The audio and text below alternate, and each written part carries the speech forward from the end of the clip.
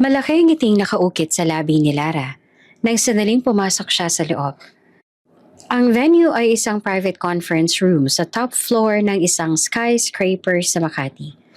Hindi kalaunan ay pumasok si Lara na nakasuot ng mamahaling damit na kahit lugi na siya, pinipilit niya pa rin magmukhang mayaman. Agad siyang natigilan at nangiting nakaukit sa labi niya ay unti-unting naglaho nang makita niya kung sino nakaupo sa head table. Ikaw? Tera? Ano ginagawa mo dito? Sino ka para bilhin ang kumpanya ko? Sigaw ni Lara habang tulala. Tumingin si Tera kay Lara na kalmado at may maliit na ngiti sa labi. Hello, Lara. Long time no see. Ako may-ari ng Mrs. Santos Holding Group at akong bibili ng kumpanya mo. Ako magliligtas sa'yo sa pagkalugi. Surprise! Saad ni Tera na may diin sa huling salita. Hindi na makaimek si Lara. Ang dating loser at mahirap na si Tera, ngayon ay CEO at bilyonarya na. Paano? Paano ka yumaman? Wala ka namang pera. Nagnakaw ka ba sa bangko? Ano? Sigaw ni Lara. Ang kwento kung paano ako yumaman? Mamaya ako na ikukwento. Ang importante ngayon, you are cornered. Wala ka ng laban. Ibenta mo na yung kumpanya mo sa akin. Ito na lang natitira mong pag-asa. Saad ni Tera, bagong ngumiti na nakakaloko sa kanya. Bago ka pa lang sa channel neto, ibang kwento ni Ate Jane, istorya mo, ikwento ko. Huwag kalimutang pindutin ang notification bell at subscribe button.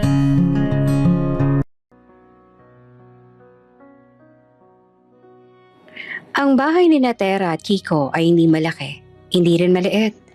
Sapat lang para sa dalawang taong nagmamahalan. O sa akala ni Tera, sapat lang para sa dalawang taong dapat na nagmamahalan. 5 taon na silang kasal. Simple lang ang buhay nila. Nagtatrabaho si Kiko sa isang kumpanya ng logistics. Samantalang si Tera naman ay nagbebenta sa online ng mga damit at kung ano-ano pa. Ang kinikita nila ay sakto lang para makaraos, makapagbayad ng monthly sa bahay at minsan ay makakain sa labas. Pero nitong mga nakaraang buwan may nagbago kay Kiko. Hindi na ito kasing sweet tulad ng dati kay Tera. Madalas na itong busy sa cellphone at kapag magkausap sila, parang lumilipad naman ang isip nito. Love, okay ka lang ba? Ang tahimik mo yata nito mga nakaraang araw. May problema ba sa work? Tanong ni Tera habang inaayos ang hinuhugasang plato. Wala, love. Sobrang dami lang talaga ng deadline ngayon. Nagpaplano kasi yung company na mag-expand. Kaya seryoso talaga yung pressure sa work. Sagot naman ni Kiko na hindi man lang tumingin sa asawa. Hawak nito ang cellphone at nagtatype ng mabilis. Talaga ba? Akala ko pa naman kung ano na. Kaya pala ang dami mong late night calls at meetings na madalas. Gusto mo ba i-massage kita mamaya para ma-relax ka? Wag na love. Maaga pa ako bukas. Kailangan ko na matulog na maaga. Ikaw na lang muna. Good night. Sabi nito sabay halik sa noon ni Tera na parang nagmamadali. Pagkatapos dumiretso na sa kwarto at nilock ang pinto. Naiwan si Tera sa kusina. Nakatayo at biglang nakaramdam ng kurot sa dibdib. Hindi na bago yung pagiging busy ni Kiko. Pero yung pag-lock ng pinto, hindi niya ugali yun. Pero binaliwala niya. Baka nga pagod lang talaga siya. Sabi niya sa sarili. Kinaumagahan habang nag-aalmusal sila, may ibinalita si Kiko sa kanya. Love, may bago akong workmate na ipapakilala sa'yo mamaya. Siya yung bago naming manager sa sales department. Super nice niya at magaling makasama.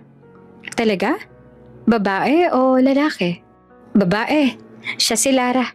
Sobrang galing niya talaga. Ang dami niyang ideas na nakatulong sa team namin. Nag-suggest nga siya na maging magkaibigan kayong dalawa dahil pareho raw kayong mahilig sa fashion at mga online businesses. Nakangiti si Kiko habang nagkukwento. Para siyang masiglang masigla. At iyon ang nakakapagtaka para kay Tera. Okay. Pero bakit mo naman siya kailangang i-introduce sa akin? Kung workmate mo lang naman. Okay na yung alam ko. Kasi love, gusto ko na mas maging supportive ka sa career ko. Sabi niya, mas madali daw makapag-ugnayan sa kanya kapag friends din kami ng asawa niya. Tsaka para may mapagtanungan ka rin sa online business mo. Tingnan mo, ang yaman nila. Mayaman na pamilya yung pinanggalingan. Konting tips lang galing sa kanya. Baka mag-boom na yung business mo. Paliwanag pa ni Kiko na parang labis na humahanga sa sinasabing workmate. Kahit na nag-aalangan, pumayag si Tera. Hindi siya snob na tao. At isa pa, gusto niyang makitang masaya at gumaan kahit na papaano ang pakiramdam ni Kiko. Sige na nga. Pero make sure lang na hindi siya magiging distraction sa work mo. Niyakap ni Kiko si Tera sa labis sa tuwa. Ayan, kaya mahal kita eh. You're the best. Nang hapong iyon, dumaan si Kiko at Lara sa bahay nila. Pagkakita ni Tera kay Lara, napalingon siya ulit. Ang babae maganda, matikas ang tindig, at may hindi may ipaliwanag na pamilyaridad sa mukha. Halos magkahawig sila. Meron din itong ugaling palaging inaayos ang buhok sa likod ng tenga gamit ang hintuturo. Isang mannerism na matagal niya nang kinalimutan na meron din siya nung bata pa siya. Love, si Lara. Lara, si Tera. Asawa ko. Hi Tera, nice to finally meet you. Ang dami kong narinig kay Kiko tungkol sa'yo. Sabi ni Lara na malapad ang ngiti. Pero sa mga mata nito ay may nakita si Tera na hindi niya maipaliwanag. Parang may halong pangungutya, pero binaliwala niya ulit. Siguro dahil baka naiinggit lang siya na maganda at matalino ang kaibigan ng asawa niya. Hello Lara, pasensya ka na kung simple lang tong bahay namin Hindi kasi kami ganong kayaman. Natatawang sabi ni Tera. Ay ano ka ba? You have a beautiful home. Ang cozy nga tsaka hindi naman importante yung laki ng bahay, diba? Ang importante, masaya kayo. Sagot ni Lara. Pero habang sinasabi iyon ni Lara, nakita ni Tera na mabilis itong sumulyap sa paligid ng bahay, lalo na sa mga furniture nila. Parang tinitingnan kung gaanong ka-cheap ang mga iyon. Biglang uminit ang dugo ni Tera, pero pinigilan niya. Baka nag-overthink lang siya. Nang mag-usap sila tungkol sa online business ni Tera, nagbigay ng ilang tips si Lara. Pero sa bawat tip na binibigay niya, parang may kasamang slight na pangmamaliit. Alam mo Tera, sa totoo lang, maganda yung concept ng mga damit mo. Pero siguro masyadong safe yung mga design. Kailangan mo ng something bolder. Parang yung mga items na ini-endorse ng shop ng pinsan ko. Ang dami bumibili kasi expensive yung branding. Sa'yo parang pang masa masyado. Sabi ni Lara habang tumatawa ng kaunti. Okay. Kasi sinisiguro ko lang na affordable sa lahat. Paliwanag ni Tera habang nararamdaman ang pag-init ng kanyang pisngi.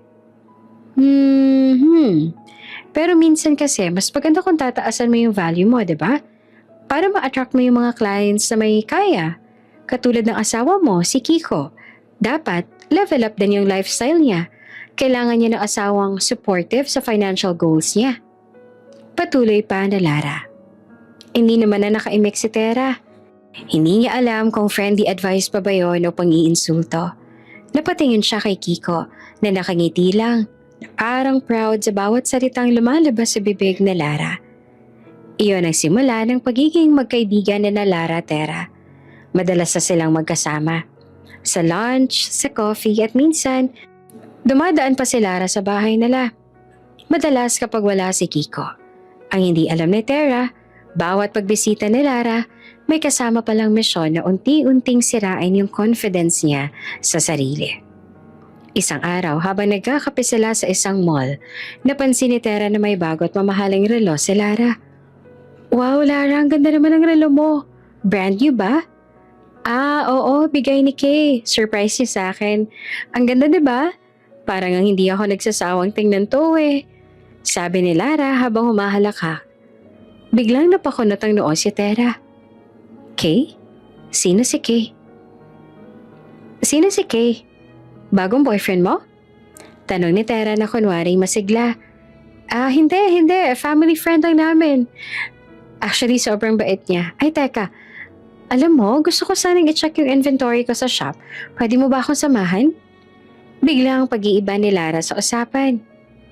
Parang may warning bell na tumunog sa isip ni Tera. Bakit naman biglang nag-iba ng usapan si Lara? At bakit Kay ang tawag niya? Si Kiko ang unang pumasok sa isip niya pero pinilit niyang kalimutan iyon. Masyado lang siguro siyang paranoid.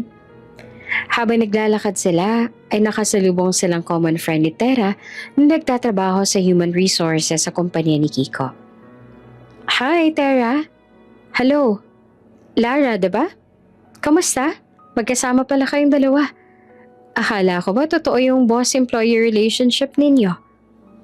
Malisyosong tanong ni Gina bago pa sikretong lumingon kay Tera na ngayon ay nagtataka na. Gina, tumigil ka na nga. Workmates lang kami ni Kiko. Nag-shopping na kami ni Tera. Sagot naman ni Lara na biglang namutla. Sorry Gina, pero ano yung sinabi mo? Singit ni Tera habang kunot noong nakatingin sa dalaga. Anong boss-employee relationship? Wala yun. Nagbibiro lang ako. Sige na, mauna na ako. Enjoy your date. Shopping pala. Sabi ni Gina sabay takbo na parang kinakabahan. Napatulala si Tera. Anong boss-employee relationship ang sinasabi ni Gina? At bakit biglang nag-iba yung kulay ni Lara? Lara, anong ibig sabihin ni Gina? May issue ba sa inyo ni Kiko sa office? Tanong ni Tera na nagsimula ng mag-aalala. Wala yun, Tera. Si Gina, alam mo naman yun, madaldal. Siguro may nakita lang siyang post ni Kiko sa Facebook na may picture namin sa team building. Alam mo naman, magkatrabaho kami at nasa iisang team lang kami.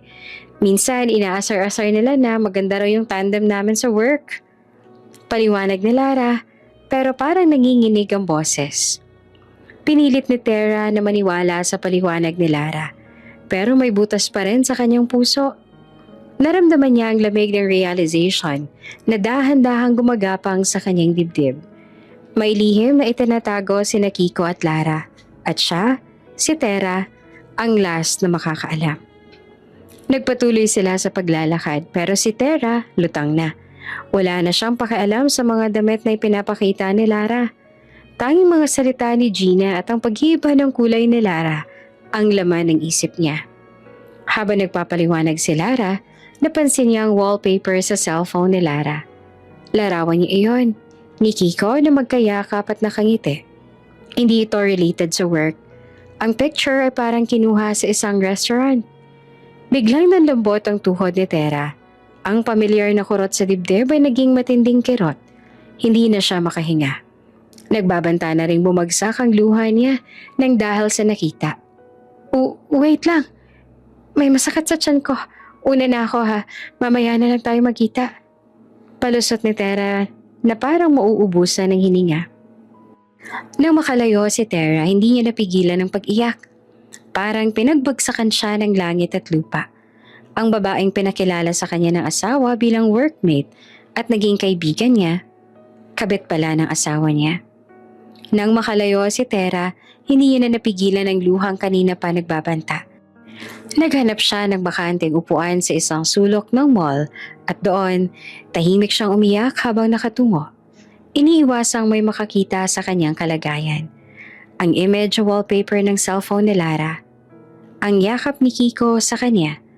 Ang ngiti nilang dalawa ay animong paulit-ulit na nagre-replay sa isip niya. Hindi totoo yan. Baka set up lang yan para sa team building nila. Baka joke lang lahat ng yan. Pagpilit niya sa sarili. Ngunit ang bilis na pagpapalit ng usapan ni Lara tungkol sa family friend niya at ang biglang pag-iba ng kulay nito nang magsalita si Gina ay sapat ng ebidensya para gumuho ang mundo niya. Matapos ang halos kalahating oras ng pag-iyak, pinunasan niya ang kanyang mga luha. Kailangan niyang maging matatag. Hindi siya pwedeng magpadala sa emosyon. Hindi siya pwedeng magtanong agad. Kung niloloko siya, gusto niyang magkaroon ng matibay na ebidensya bago siya magpakita ng galit. Hindi ko sila bibigyan ng satisfaction na makita ako nasa ganito. Kailangan kong maging matalino. Bulong ni Tera sa sarili. Pag uwi niya sa bahay, 5:00 na ng hapon. Wala pa si Kiko, gaya ng nakasanayan. Dumiretso si Tera sa laundry area. Sinimulan niyang ayusin ang mga damit ni Kiko na nakasalansan doon. Habang iniisa-isa ang mga damit panloob, may napansin siyang kakaiba sa bulsa ng paboritong polo shirt ni Kiko. Isang maliit na sobre na kulay pink. Kinuha niya iyon at nakasulat sa harap noon ng salitang, "Para sa pinakamamahal kong Kay." Nanginig ang kamay ni Tera habang dahan-dahan niyang binuksan ang sobre. Sa loob, may maliit na card at isang resibo mula sa isang mamahaling jewelry store. Ang card ay may sulat kamay ni Lara. Alam niya ang sulat kamay nito dahil minsan nagpahatid si Lara ng thank you card sa kanila matapos niyang imbitahin sa bahay. Nakalakay sa card ang isang happy 5th. "Thank you for making me the happiest woman. You deserve this new watch. I love you. K. Always, L." Kinagat ni Tera ang labi niya para pigilan ng pagsigaw. Happy 5th? 5 taon na silang mag-asawa ni Kiko. Ibig sabihin, 5 taon na rin siyang niloloko ng asawa niya. 5 taon na palang may kabit ang asawa niya. At ang regalo ngayon? Iyon ang regalo na ipinakita ni Lara sa kanya kanina. Napatingin si Tera sa resibo. Isang mamahaling gold watch na halos kalahati ng savings na lang presyo. Kalahati ng savings namin ginamit mo lang para bilhan ng regalo yung kapit mo. At pinapakita pa sa akin ni Lara yung relong yun. Galit na bulong ni Tera habang humahawak sa dibdib. Ang sakit ay hindi na kirot, kundi matinding hapde. Nagsimula siyang manginig. Naramdaman niyang dumating si Kiko. Mabilis siyang tinago ang sobre at resibo sa bulsa ng kanyang robe. "Love, andito na ako. Ang aga mo yata umuwi. Akala ko ba magbabonding pa kayo ni Lara?" Sad ni Kiko na masigla ang boses. Naglakad si Tera papunta sa sala habang pilit na ngumingiti. Hindi niya hahayaang makita ni Kiko yung galit at sakit niya. Oo, pero may biglang order na kailangan ipake kaya umuwi na ako. Ang dami ko ang natutunan kay Lara. Ang galing talaga niya." Sad ni Tera na may diin sa salitang natutunan. "Kita mo na, sabi ko naman sa'yo ang galing ni Lara. Very supportive siya. Kaya nga love, gusto ko na mas maging close kayo. Para kung mag-retire na ako at itayo ko yung sarili kong business, may investor na tayo." Sad ni Kiko sabay lapit at yakap kay Tera. Nandidiri si Tera sa yakap ni Kiko. Pero nananatili siyang kalmado. "Ay, oo. Pero love, teka, napansin ko lang. Parang ang dami mong calls sa private nitong mga nakaraang araw. Family friend mo ba si Lara? Kasi kanina, may nakasalubong kami na para bang may kakaibang chismis na sinabi." Pag-uumpisa ni Tera sa pagsubok. "Ha? Ano ba yon? Si Gina? Si Gina ba yung sinasabi mo?" Ay nako, si Gina talaga. Ang hilig gumawa ng kwento. Well, si Lara kasi, she's not just a workmate. May potential siyang maging business partner namin soon. Sabi niya, gusto niyang i-invest yung pera niya sa isang maliit na logistics company. Kaya madalas kami nag-uusap about the future. Kaya huwag ka na magselos. Paliwanag ni Kiko na parang masyadong sigurado sa kanyang sinasabi. Ay, hindi ako nagsiselos, love. Slightly nagtataka lang kasi 'di ba, business ang pinag-uusapan niyo. Bakit mo sinasama si Lara dito sa bahay para mag-meeting? Bakit palagi nag-e-excuse ka na may meeting kayo sa gabi? Kasi love, gusto kong iwasan yung distractions. Tsaka, alam mo naman 'di ba na mas madaling mag-focus sa cafe o di kaya sa private office ni Lara. Mas professional. Sad ni Kiko na halatang naiinis na. Okay. Kasi naiisip ko lang, love. Kung business partner mo siya, 'di ba mas maganda kung open ka sa akin para aware ako sa investments mo? Baka lang naman, mapunta sa wala yung pera niyo, 'di ba? Nakita ni Kiko ang pag-aalala sa mukha ni Tera. Napubuntong hininga ito at niyakap na lang si Tera. Hi love, don't worry, hindi mangyayari yon. I'm taking care of everything. Tsaka, Don't stress yourself sa mga business things. Ikaw, mag-focus ka lang sa online selling mo. Hayaan mo na kami mga lalaki mag-isip sa mga malalaking negosyo. Saad ni Kiko na parang minamaliit ang kakayahan ni Tera. Bigla namang nanlambot ang tuhod ni Tera. Ang pamamaliit na iyon ay mas masakit pa sa pag-amin na may kabit si Kiko. Ano ka mo? Bakit parang minamaliit mo yung online business ko? Kahit papaano nakakatulong naman yan sa bills natin Mariing tanong ni Tera. Hindi love, hindi ko naman sa minamaliit. Ang ibig ko lang sabihin, mas malaki yung opportunity natin kay Lara. Ang yaman nila, di ba? Kayang-kaya niyang iangat ang status natin. Ikaw, hobby mo lang yung online selling mo, di ba? Hindi na nakasagot si Tera. Tumalikod na lang siya at nagtungo sa kusina na kunwari ay nagluluto. Pero sa likod niya, tumutulo ang kanyang luha. Kinabukasan, habang nag-aayos si Tera ng mga damit ni Kiko na isusuot, kinuha niya ang wallet nito. Alam niyang mali, pero kailangan niya ng concrete evidence. Sa loob ng wallet, bukod sa mga credit cards at driver's license, may nakita siyang larawan. Larawan ni Lara, sexy ang suot. At sa likod ng larawan ay may nakasulat na, I'm ready for the next 5 years, Kay. I love you. Doon na nag-iba ang pananaw ni Tera. Ang kaibigan niya ay hindi lang pala basta workmate. Ang kaibigan niya si Lara ay cheater rin. At mas masahol pa, sinisiraan pa siya nito sa sarili niyang asawa. Hindi niya na alam ang gagawin. Gusto niyang sumigaw, magwala, pero pinigilan niya ang sarili. Nang gabing iyon matapos matulog ni Kiko, dahan-dahang lumabas si Tera ng kwarto. Kinuha niya ang laptop niya at sinimulang i-search si Lara. Lara Mendez, type niya. Agad na lumabas naman ang profile ni Lara. Mayaman ang pamilya nito. Nagtapos sa mamahaling universidad at may nakita siyang lumang article tungkol sa pamilya Mendez. Ang pamagat ay The Mysterious Lost Daughter of the Mendez Clan. Binasa niya ang article. Nakasaad doon na si Lara ay ampon at nawalay sa tunay na pamilya noong bata pa. Walang masyadong detalye tungkol sa tunay na pamilya, maliban sa mga clue na meron siyang kapatid na babae at namatay naman ang kanyang tunay na mga magulang sa isang aksidente. Biglang bumilis ang tibok ng puso ni Tera. Naaalala niya yung mannerism nila na Lara, ang pag-aayos ng buhok sa likod ng tenga gamit ang hintuturo. Ang pagkakahawig nilang dalawa, ang misteryosong pakiramdam na para bang matagal na silang magkakalala. Ipinilig ni Tera ang ulo niya. Hindi. Imposible. Masyado lang ako nag-overthink. Sad niya sa sarili.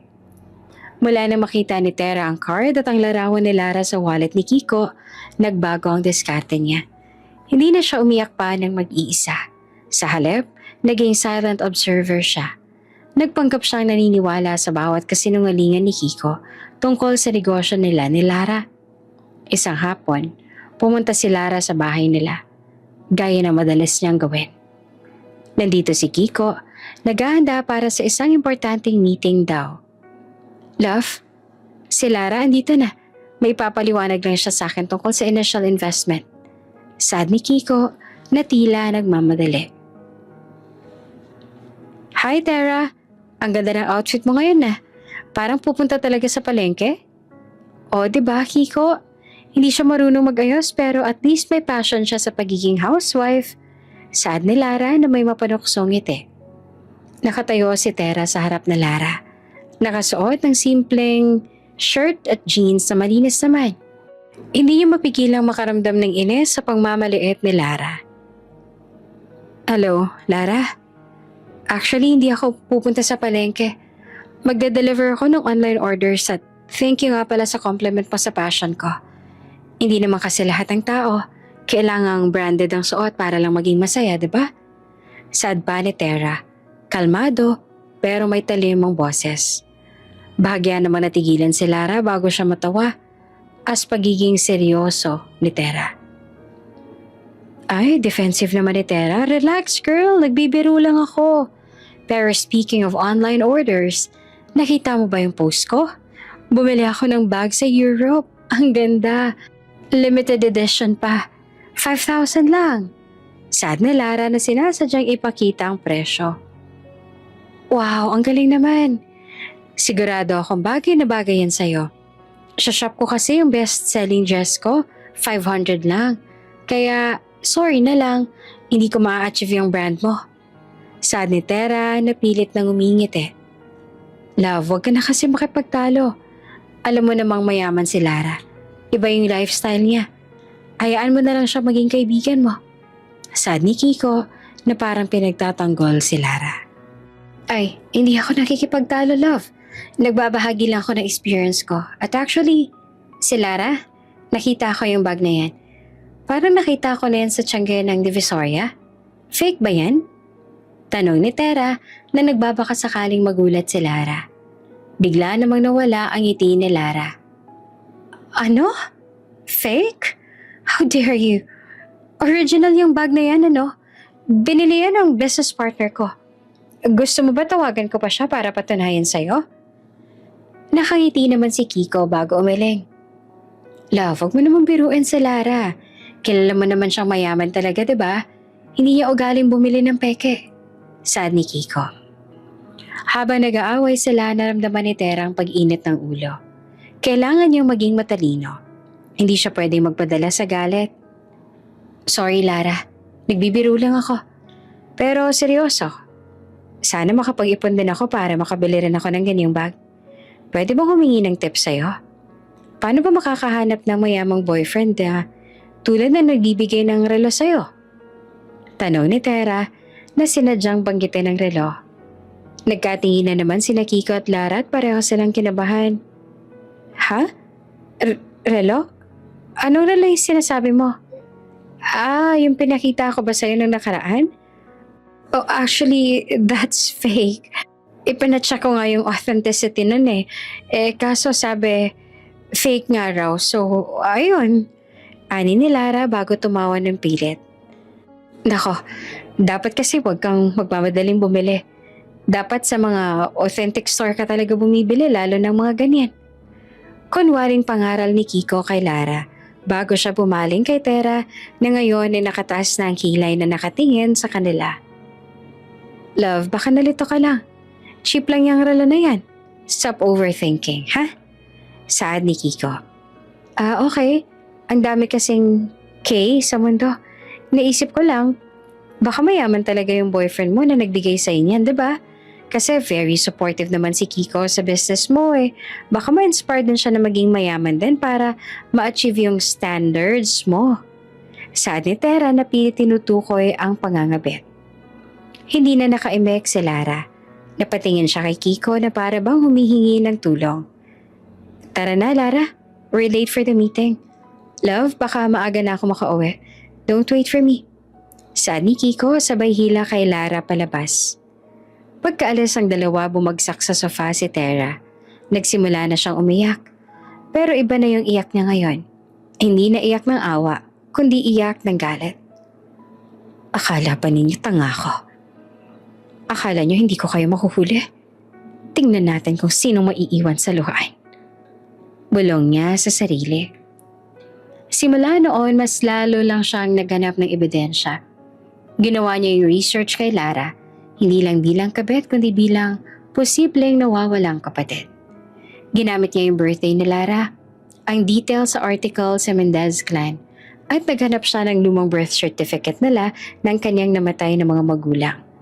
Nakita niya sa mga lumang papel nila ang birth certificate ng kanyang kapatid na babae na halos same details lang na birthday ni Lara.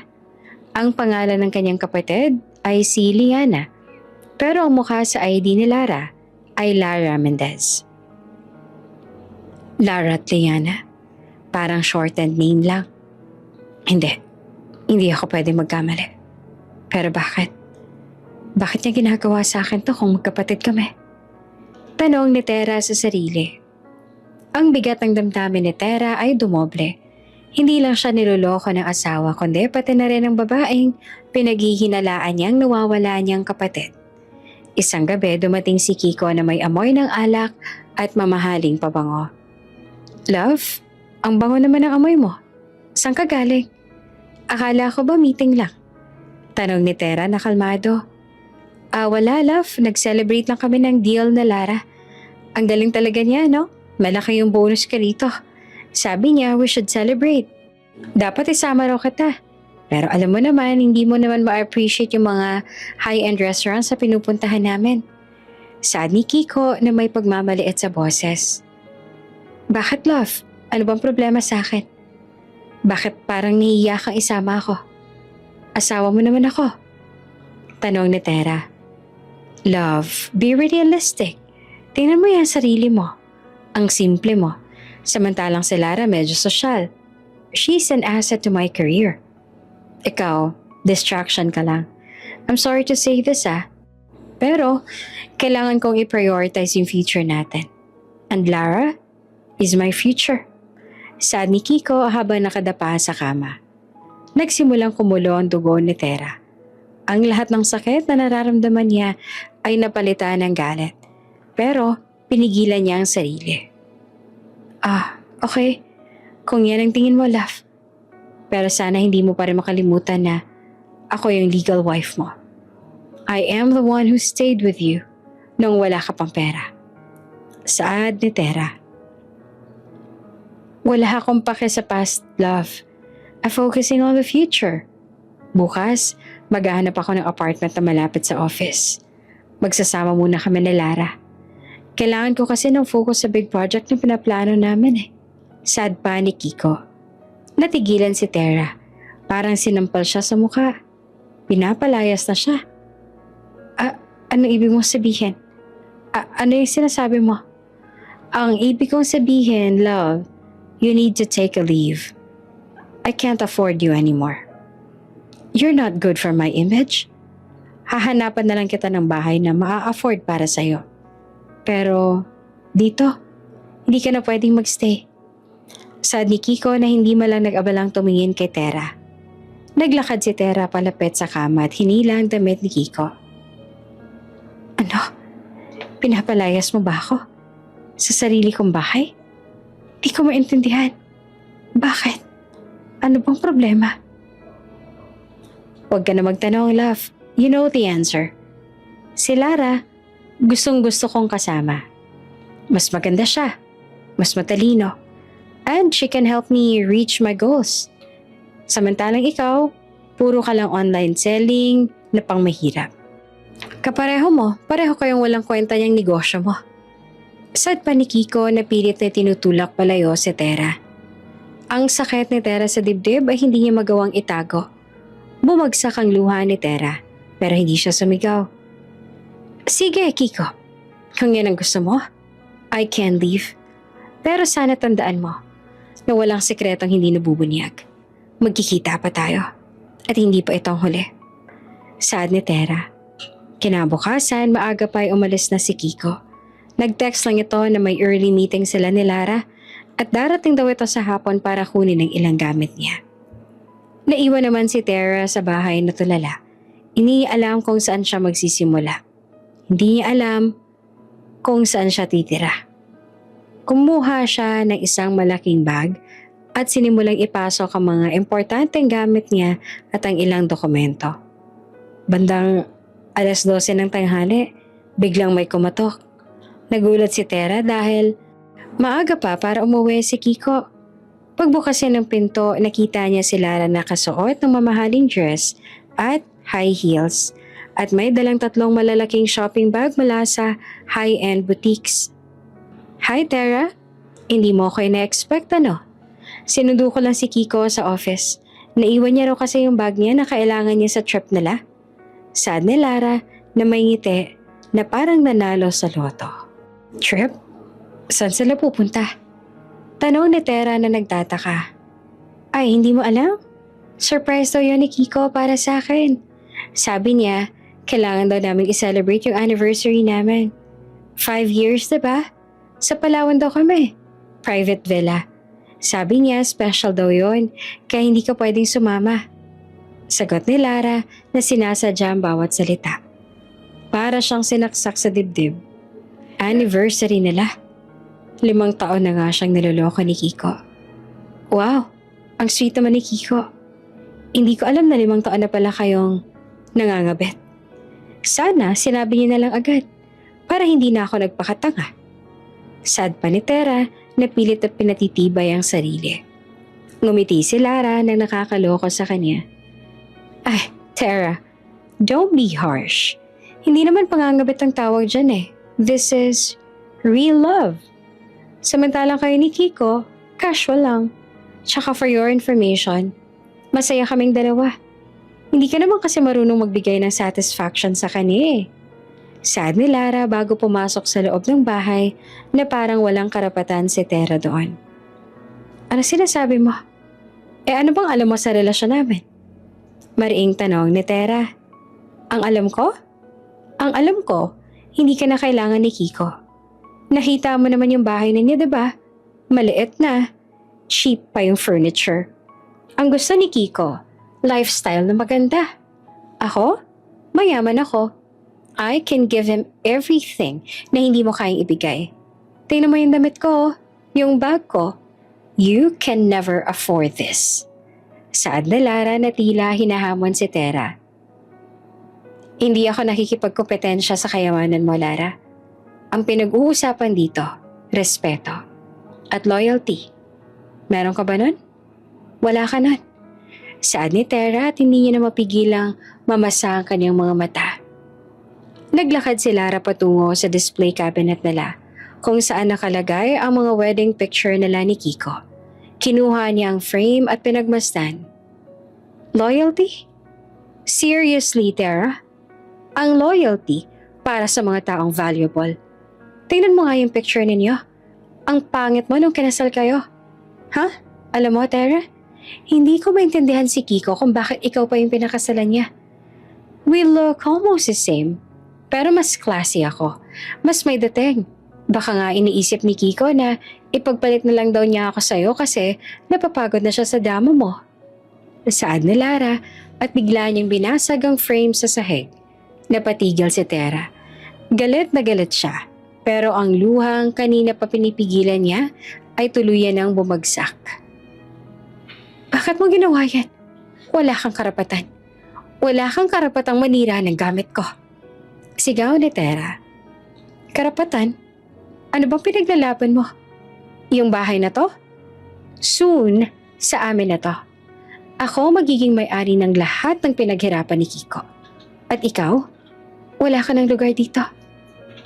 Alam mo kung ako sa'yo, umalis ka na ngayon. Bago pa dumating si Kiko at makita ka pa niyang umiiyak.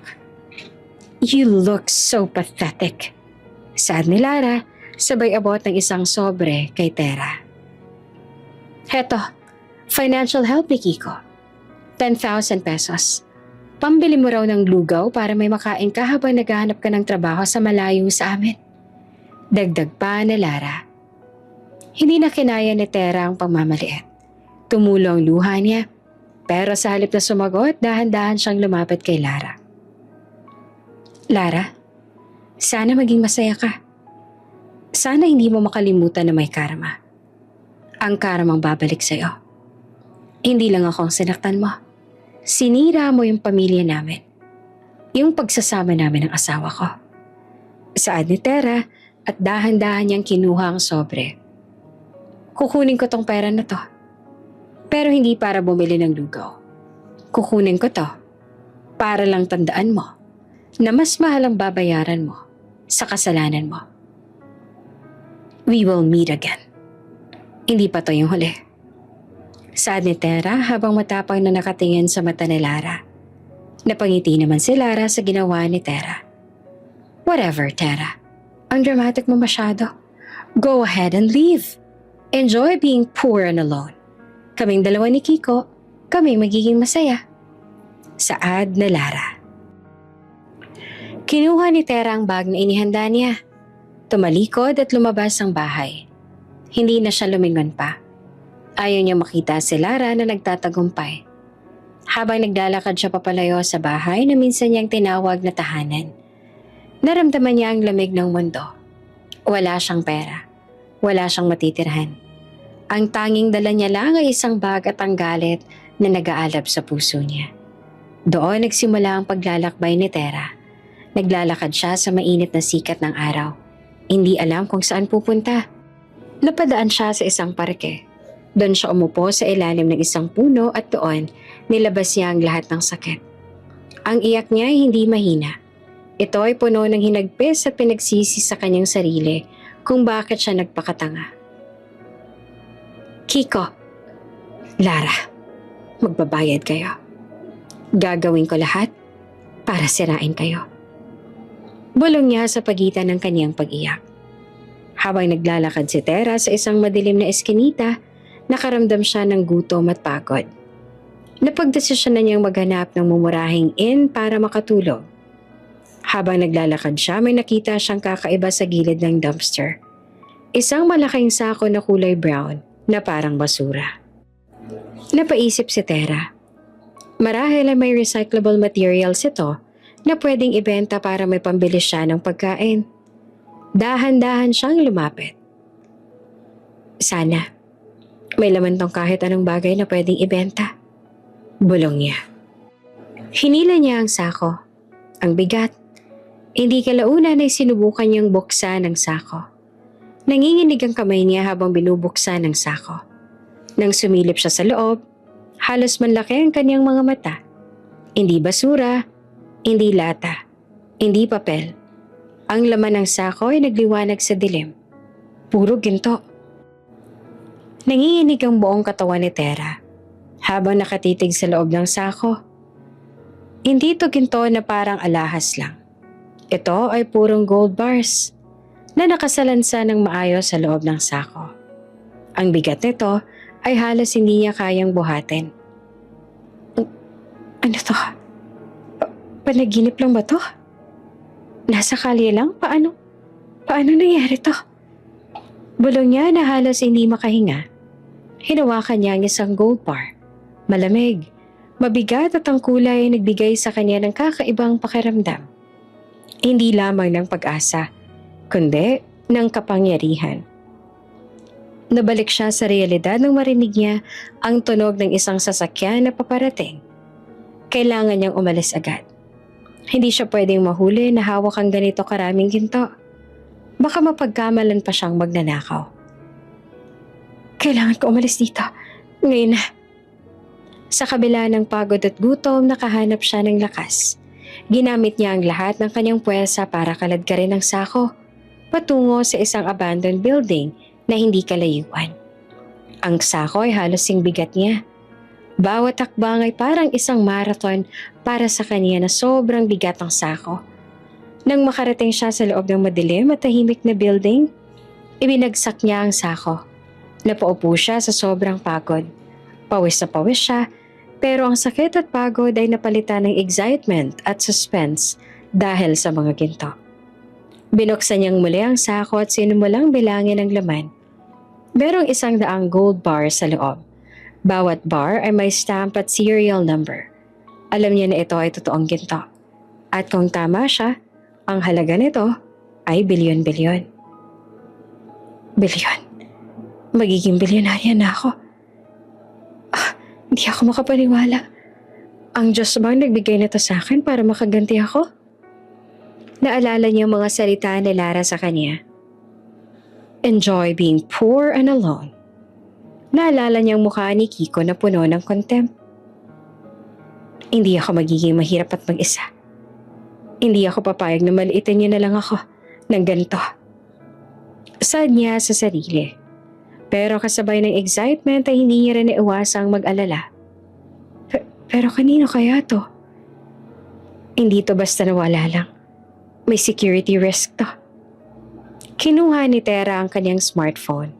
Ang huling mamahaling gamit na binili niya bago siya naghinala kay Kiko. Nag-search siya ng news tungkol sa mga nawawalang ginto o gold bars. Agad na lumabas ang isang headline na mag-search siya. Isang bilyonaryong negosyante, hinahanap ang nawawalang sako ng ginto. Pera para sa pabuya, 50 million pesos. Binasa niya ang article. Ayon sa balita, ang sako ng gold bars ay nawala matapos itong i-transfer mula sa isang vault patungo sa bank. Ang tunay na may-ari ay si Mr. Alfonso Guevara, Isang sikat na bilyonaryo na nagmamay-ari ng isang malaking mining company. Bilyonaryo palang may-ari? Pabuya. 50 milyong piso? That's more than enough para makapagsimula ako. Bulong niya. Pero habang iniisip niya ang pabuya, naisip niya rin ang ginto. Kung isasauli niya ito, babalik siya sa zero. Kung itatago niya, magiging bilyonarya siya. Tumingin siya sa kanyang sarili. Wala siyang pera. Wala siyang kaibigan. Ang asawa niya ay pinagpalit siya sa kabit. Ito na ang chance niya para mag-level up ang buhay niya. Hindi ko ito ninakaw. Napulit ka lang. Hindi naman masama yung kumuha ng opportunity na ibinigay sa'yo ng kapalaran. Desisyon niya. Pero ang pag-aalala ay naroon pa rin. Hindi siya marunong magbenta ng gold bars. Kailangan niya maging maingat. Kinabukasan, maaga pa lang, binitbit ni Tera ang sako. Naglakad siya ng napakalayo hanggang sa makarating siya sa isang lugar na hindi na siya familiar. Kailangan niya ng ligtas sa lugar. Gamit ang 10,000 piso na bigay ni Kiko at Lara, nagrenta siya ng isang cheap at tagong apartment sa malayong probinsya. Hindi maganda ang lugar pero safe at private. Pagdating niya sa apartment, isinara niya ang lahat ng bintana. Kumuha siya ng isa sa mga gold bars at binalot ito sa lumang towel. Kailangan niya magbenta ng isa para may initial capital siya. Naglakad siya patungo sa isang pawn shop sa kabilang bayan. Nag-iingat na walang makakita sa kanyang dalang ginto. Good morning, Manong. Magkano po bentahan ng gold bar? Ito po 1 kilo. Saad ni Tera na nagkukunwaring kalmado. Tinimbang naman ng Manong sa pawn shop ang ginto. Napatingin ito kay Tera na nagtataka. Ale, original to pure gold. Saan mo to nakuha? Abay, napakamahal nito. Hindi ko kayang bilhin ito. Kailangan mo pumunta sa high-end jewelry buyers o di kaya bangko. Mag-iingat ka ha. Baka mapahamak ka sa hawak mo. Babala ng Manong. Natakot si Tera. Hindi pala ganun kadali magbenta pero hindi siya sumuko. Salamat po. Maghanap na lang po ako ng iba. Saad ni Tera at mabilis siyang umalis. Sa paglalakad niya, naisip niya na kailangan niyang maging professional. Kailangan niya ng private na buyer. Kailangan niya maging billionaire muna bago siya magigante. Kung gusto kong siraan si Kiko at Lara, kailangan kong lampasan ang kayamanan ni Lara. At itong gintong to, ang susunog sa kanila. Saad niya habang nakatingin sa gold bar. Alam ni Tera na kailangan niyang maging maingat. Ang paghahanap ng buyer para sa 100 gold bars ay hindi basta-basta. Kailangan niya makakita ng tao na discreet at mapagkakatiwalaan. Gumawa siya ng burner phone at email account para makipag-ugnayan sa financial consultant na nakita niya sa isang online forum. Isang tao nagsaspecialize sa pagbebenta ng precious metals sa private market. Pagkatapos ng ilang araw na maingat na online communication, nagkasundo sila ng consultant na magkita sa isang low-key na coffee shop sa Maynila. Sigurado ka bang discreet ka? Ayoko malaman ng kahit sino yung tungkol dito. Saad ni Tera na nakasuot ng simpleng hoodie at shades para hindi makilala. Madam, don't worry. I am a professional. Dala ko yung device na makakapag-verify ng authenticity ng gold mo. Once verified, may kausap na akong private buyer na diretsong bayad. All transactions are confidential. Saad ni Mr. Reyes na nakasuot ng business attire. Dinala ni Tera ang 3 gold bars lang muna na nakabalot sa towel. Pagka-verify ng device ni Mr. Reyes, nagulat ito. Madam, this is the purest gold, first class. Where did you get this? This is worth millions. Bulong ni Mr. Reyes na nakatingin sa paligid. Napulit ka lang. Hindi ko yan nanakaw. Ang importante, mabenta ko na to. Magkano ba yung deal? Tanong ni Tera. Nag-usap sila ng matagal tungkol sa presyo at komisyon. Matapos ang meeting, nabenta ni Tera ang 3 gold bar sa cash. Agad naman siyang naging multi-millionaire. Eto na, may puhunan na ako. Oras na para bumalik sa laro. Bulong ni Tera habang nakasakay sa taxi pabalik sa apartment niya. Ginamit ni Tera ang initial capital niya para bumili ng isang safe na condo unit at mag-hire ng isang trusted financial advisor na siya namang tutulong sa kanya sa pagbebenta ng iba pang gold bars sa installment basis. Every month, discreetly. Gusto ko, unti-unti lang akong yumaman. Ayoko nang biglaan. Paliwanag ni Tera sa kanyang advisor. Habang nagiging busy si Tera sa pagyaman, nagsimula na ring lumabas ang katotohanan kina Kiko at Lara. Gaya ng plano ni Tera, kailangan niyang makita kung paano gumagalaw sina Kiko at Lara habang wala siya. Nagsimula siyang mag-imbestiga online gamit ang fake accounts niya. Nakita niya sa social media ni Kiko nang nagpo-post na ito ng status na, "Finally, my life is complete. Thank you to my only love, L, for making me the happiest man alive. Soon, we'll build our empire." At ang profile picture ni Kiko, larawan nilang dalawa ni Lara na magkayakap. Suot pa ni Lara ang designer bag na minamaliit ni Tera noon. Finally, my life is complete. Tingnan lang natin. Sad ni Tera na sarkastiko. Ang dati niyang mga kaibigan at kakilala ay nagtataka na. Ang dating image ni Kiko bilang dedicated husband ay biglang nagbago. Ang bilis naman. Halos hindi pa ata sila naghihiwalay ni Tera, may bago naman agad. At yung bagong love niya, business partner lang daw? Carmen na lang yata yung bahala sa inyo. Sad ni Gina sa post. Dahil sa post na yon, mas lalong nag-ingat si Kiko at Lara. Nag-deactivate sila ng kanilang official accounts at nagpakita na lang sa private accounts na may selected followers.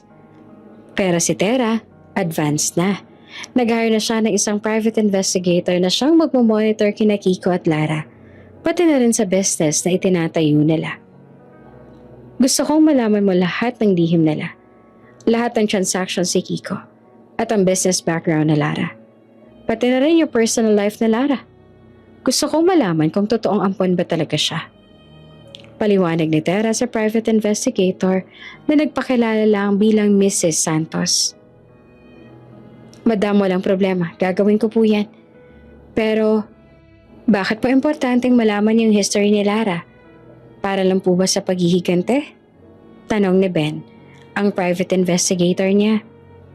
Hindi lang, Ben.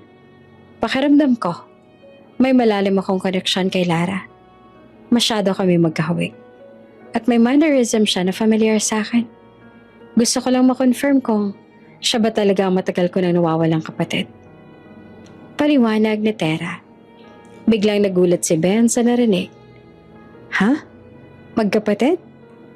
Sige po pala ma'am. Madam, isasama ko po yan sa priorities ko. Sa kabilang banda, nagsimula na makita ni Kiko ang tunay na ugali ni Lara. Habang nasa Palawan sila, lagi nakafocus si Lara sa cellphone niya at nagrereklamo sa mga small details. Love, ang ganda ng sunset dito. Halika, magpa-picture tayo. Saad ni Kiko. Ay, mamaya na Kiko. Busy ako. Nagpaplano ako ng next business venture eh. Tsaka dito? Hindi to yung ganda ng sunset na gusto ko. Mas maganda pa sa Maldives. Reklamo ni Lara. Nawala ng gana si Kiko. Naalala niya si Tera. Kahit simpleng sunset lang sa kanilang bakuran, na-appreciate niya. Teka lang, Lara. Parang sobrang focus mo na sa pera. Wala ka ng time sa akin. Saad naman ni Kiko na tila nagtatampo. Ano ka ba, Kiko? Kailangan mo ng pera, di ba? Hindi mo ako mahal kung wala akong pera. Kaya kailangan natin maging mayaman. Tsaka hayaan mo na yan si Tera. Wala na siyang silbi sa'yo. Ako na yung future mo, okay? Saad ni Lara na may authority sa boses. Doon na nagsimulang magising si Kiko. Ang dating sweet na si Lara na nakilala niya sa office ay nagbago na. Pero huli na ang lahat. Naibigay niya na yung savings nila kay Lara at nagawa niya na yung pagkakamali na palayasin si Tera.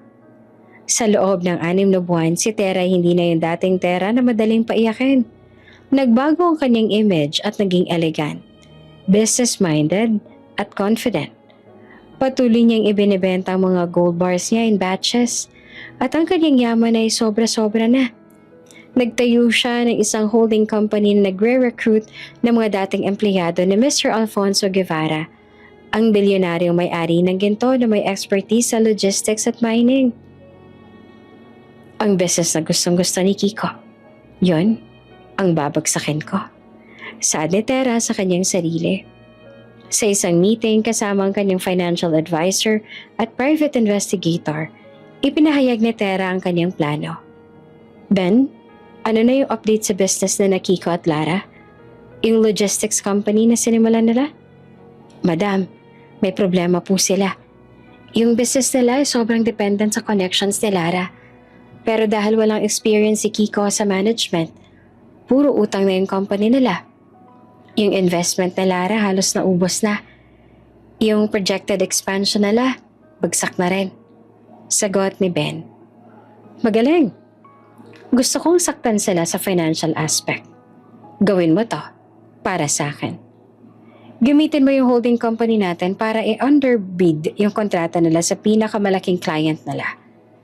Kailangan ma-secure natin yung client na yan. Kahit nalugi tayo sa first few months. Utos ni Tera. Nagulat ang financial advisor ni Tera. Madam, masyado pong risky po yan. Magkano po ba yung ibababa natin sa offer? Sigurado po ba kayong gigibain natin sila sa halaga? Oo. At wala akong pakialam sa pera. Ang importante, masira yung reputasyon nila sa industry. I want them to panic. I want them to feel na may kalaban silang sobrang yaman at powerful na kayang baliwalain ng presyo para lang agawin yung client nila. Paliwanag ni Tera na malamig ang boses. Nangyari ang deal dahil sa massive underbid ni Tera. Nakuha ng holding company niya ang major contract na sana ay lifeline ni Kiko at Lara. Ano? Paano nangyari yun? Maganda na yung offer natin ah. Sino pa yung kumpanya na yan? Bakit nila kayang ibaba ng ganun yung presyo? Lugi na sila niyan ah. Sigaw ni Lara kay Kiko sa office nila. Wala akong idea, love. Yung company bago lang. Mrs. Santos Holding Group? Pero yung mga board members nila, mga veterano sa logistics at mayayaman daw. Sabi ng client, mas reliable daw sila. Maliwanag ni Kiko na takot na takot. Gusto ko malaman kung sino yung nagpapatakbo na yan. Kailangan natin makagante. Huwag mo hayaang maubos yung pera ko sa kumpanyang to. Sigaw ni Lara na sinasabunutan na ang sarili. Ang stress at financial pressure ay nagdulot ng tensyon kina Kiko at Lara. Huwag kang umaktong parang kasalanan kong lahat. At huwag mo akong sisisihin. Ikaw yung nagbigay ng kapital. Ikaw yung may gusto nito. Sigaw ni Kiko dahil napuno na siya. Aba, nagsisisihan na tayo ngayon. Ikaw nga yung walang alam sa negosyo. Ikaw yung walang experience. Mabuti pa pala si Tera. Kahit mahirap siya, tahimik lang siya. Samantalang ikaw, puro problema ang dala mo. Sigaw ni Lara. Hindi na alam ni Kiko kung anong gagawin. Ang ideal na buhay na pinangarap niya kay Lara ay nagiging bangungot na ng mga oras na yon. Sa kabilang banda, walang ibang nagawa si Ben kung hindi ang mag-ulat tungkol sa personal life ni Lara. Madam, may nakuha kong impormasyon tungkol kay Lara Mendez. Yung birth certificate po niya, peke. Ang tunay niyang pangalan nung inampon siya ay Liana Sanchez. At ang details po ng tunay niyang magulang at birthday ay sobrang tumpak sa details na ibinigay niya sa akin. Sabi ni Ben habang hawak ang mga dokumento. Naramdaman ni Tera ang lamig sa kanyang bulugod. Liana Sanchez. Siya nga yung nawawala akong kapatid. Yung kapatid na pinilit kong ipaampon sa mayamang pamilya para lang gumanda ang buhay niya. Bulong ni Tera na nanginginig ang boses. At may nakita pa po ako. Yung legal document ng Mendez family tungkol sa adoption. Nakasa doon ay may nakiusap daw na bata na kamukha ni Lara sa lawyer nila. Yung bata raw po ay handang isakripisyo yung sarili niya para lang maampon yung kapatid niya. Dagdag pa ni Ben. Naiyak naman si Tera. Naalala niya ang eksenang iyon. Ang raw emotion niya nung bata pa siya. Ang pakiusap niya na kunin na lang si Liana at iwan siya. Ang gusto niya lang noon ay magandang buhay para sa kapatid niya. Wala siyang alam na ako yung kapatid niya. Hindi niya alam na ako yung nakiusap na kunin siya. Kaya siya naghirap. Sad ni Tera na puno ng sakit at pagsisisi. Ben, tigilan mo muna yung pagpapabagsak sa business nila. Gusto ko malaman ni Lara kung ano yung totoo. Utos ni Tera na may dilema sa puso niya. Ang pagtuklas ni Lara Mendez ay si Liana Sanchez, ang nawawala niyang kapatid, ay nagpabago sa pananaw ni Tera. Ang lahat ng galit at plano ng pagiganti niya sa dalawa ay agad na napalitan ng matinding pagsisisi at pagmamahal para sa kapatid. Pero ang sakit na dulot ng pagtataksil ni Lara ay naroon pa rin. Siya'y nakiusap sa akin ng bata pa kami na huwag ko siyang iwan. Pero ako yung gumawa ng paraan para mahiwalay siya sa akin. At ngayon, sinisira niya ang buhay ko. Sinisira niya yung marriage ko. Sad ni Tera habang umiiyak ng tahimik sa kanyang luxury condo. Ben, cancel mo muna lahat ng hostile takeover natin sa business nila. Hindi ko na kayang saktan si Lara. She is my sister. Kailangan ko lang malaman kung paano sila maghiwalay ni Kiko. Hindi ko kayang ipagkatiwala yung kapatid ko sa cheater na yon.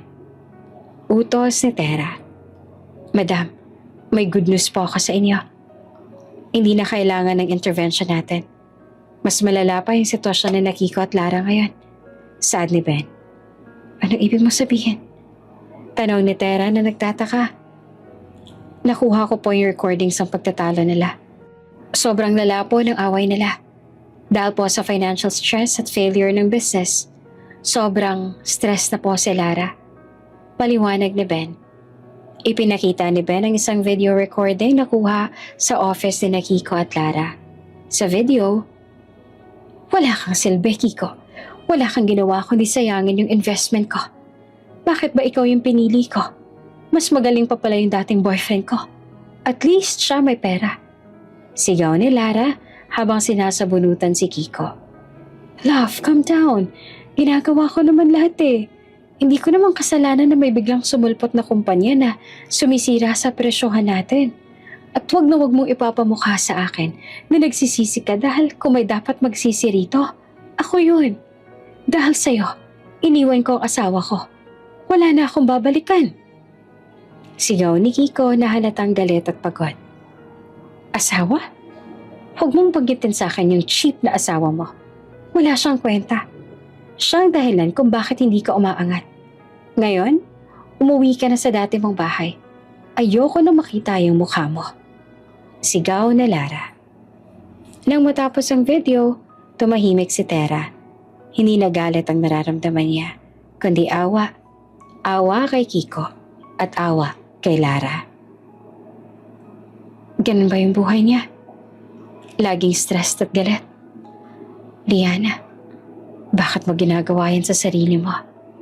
Bulong ni Tera. Alam ni Tera na kailangan niyang magpakita. Kailangan niyang iligtas si Liana sa toxic relasyon na iyon. At ang first step niya, magpakita bilang may-ari ng Mrs. Santos Holding Group at agawin ng kumpanya ni Kiko at Lara. Kinausap ni Tera ang kanyang legal team nang makapagdesisyon. Gusto kong bilhin ang kumpanya ni Kiko at Lara. Gawin niyo legally. Gusto kong sila yung mag-alok ng sales sa akin dahil lugi na sila. Gusto ko silang makita sa meeting na nagbebenta sila sa akin. Utos ni Tera na may diin ng boses. Madam, walang problema. Dahil sobrang lubog na sila sa utang, madali na lang po natin silang mapipilit. Sagot ng lawyer. Sa kabilang banda, lumabas si Kiko sa apartment na Lara. Wala siyang choice kundi ang bumalik sa dating bahay na ni Tera. Pero pagdating niya roon, may lock na ang pinto. Nagrenta si Tera ng contractor para mapalitan ng locks at walang makakapasok sa bahay. Walang choice si Kiko kundi ang mag-text kay Tera. Love, buksan mo yung pinto. Umuwi na ako. Nag-away kami ni Lara. Nag-reply si Tera gamit ang new number niya. Matagal ko nang binenta yung bahay na yan. Hindi ka na welcome dyan. Maghanap ka na ng sarili mong bahay. Nataranta si Kiko. Paano siya makakahanap ng sarili niyang bahay kung wala siyang pera? Nasa bank account na Lara ang investment niya. Naiwan si Kiko sa labas ng bahay na walang masilungan. Si Kiko ay naiwang walang masisilungan sa kalye. Sinubukan niya makitulog sa apartment ni Lara pero hindi siya nito pinapasok. Nag-text siya kay Lara na animang nagmamakaawa. Love, mag-usap naman tayo. Parang awa mo na, wala akong matuluyan. Nakasarado na yung bahay namin ni Tera. Pumayag ka na, please. Kahit ngayong gabi lang. Sad ni Kiko. Nag-reply naman si Lara na animang nanggigigil. Wala akong paka sa'yo, Kiko. Hindi na kita mahal. Huwag mo ko istorbohin. Puro ka problema. Ikaw yung nagpasira sa business ko. Huwag mo nga akong tawaging love. I'm done with a cheap and loser like you. Saad ni Lara sa text. Hindi na rin sumagot si Kiko. Alam niyang wala na siyang chance kay Lara. Ang pangarap niyang maginhawang buhay ay biglang nawala. Nagsimulang mag-apply si Kiko sa ibang kumpanya. Pero dahil sa negativity na kumalat tungkol sa financial failure ng company nila ni Lara, hindi na siya matanggap sa magandang posisyon. Dahil sa stress at gutom, pumunta si Kiko sa office ni Lara para makiusap at umutang ng pera. Lara, parang awa mo na please. Bigyan mo naman ako ng cash kahit pambili lang ng pagkain oh. Wala talaga akong pera. Saan ni Kiko na nakayuko at parang pulubi na? Nagulat ang mga empleyado na Lara nang makita si Kiko. Guard, palabasin niyo yan. Hindi ko yan kilala. He's a beggar. Sigaw na Lara nang makita niya si Kiko. Lara, ako to. Si Kiko, yung boyfriend mo, yung business partner mo. Ay, nakakahiya ka, Kiko. Anong boyfriend? Workmate lang kita. Tapos na yung deal natin. Wala na kaming business na kasama ang loser na katulad mo. Umalis ka na dito. Ito lang yung maibibigay ko sa'yo. Saad ni Lara, sabay bato ng 500 peso bill sa mukha ni Kiko. Napayuko si Kiko para kunin ang pera. Nanginginig ang kamay niya. Ang pagmamaliit na iyon ay mas masakit pa sa pambabato ng pera. Lara, makikita mo. Magbabayad ka sa ginawa mo sa akin. Bulong ni Kiko bago umalis ng umiiyak. Samantala, nasaksihan naman ni Ben ang buong senaryo. Agad siyang nag-report kay Tera. Madam, grabe po yung pamamaliit na ginawa ni Lara kay Kiko. Sobrang naawa po ako kay Kiko. Para na siyang pulubi sa ayos niya. Tinawag pa nga siyang beggar ni Lara. Sabi ni Ben. Nakita mo na, Ben? Ang karma? Mabilis magbayad. Yung dalawang cheaters na yan, sinira yung isa't isa. Hindi ko na kailangang mag-exert ng effort para magigante sa kanila. Saad ni Tera, pero ang concern ni Tera ay si Lara pa rin. Kailangan niyang ilabas si Lara sa toxic na buhay nito. Ben, gusto ko mag-set up ng meeting kay Lara. Formal meeting ang gusto ko. Bilang CEO ng Mrs. Santos Holding Group, iaalo ko sa kanya na bilhin ang kumpanya niya. Gusto kong ako maging savior niya. Utos ni Tera. Sige po, madam. Gagawin ko po yan. Pero mag-iingat po kayo. Mas galit at bitter si Lara ngayon. Babala ni Ben. Dumating ang investigasyon kay Lara. Isang formal letter mula sa Mrs. Santos Holding Group na nag-aalok na bilhin ang kumpanya ni Lara para maiwasan ang bankruptcy. Napangiti si Lara nang makita niya yung invitation. Sa wakas, may magliligtas na sa akin. Tingnan natin kung gaano kayaman yung Mrs. Santos na yan. Saad ni Lara. Hindi kalaunan, dumating ang araw ng meeting.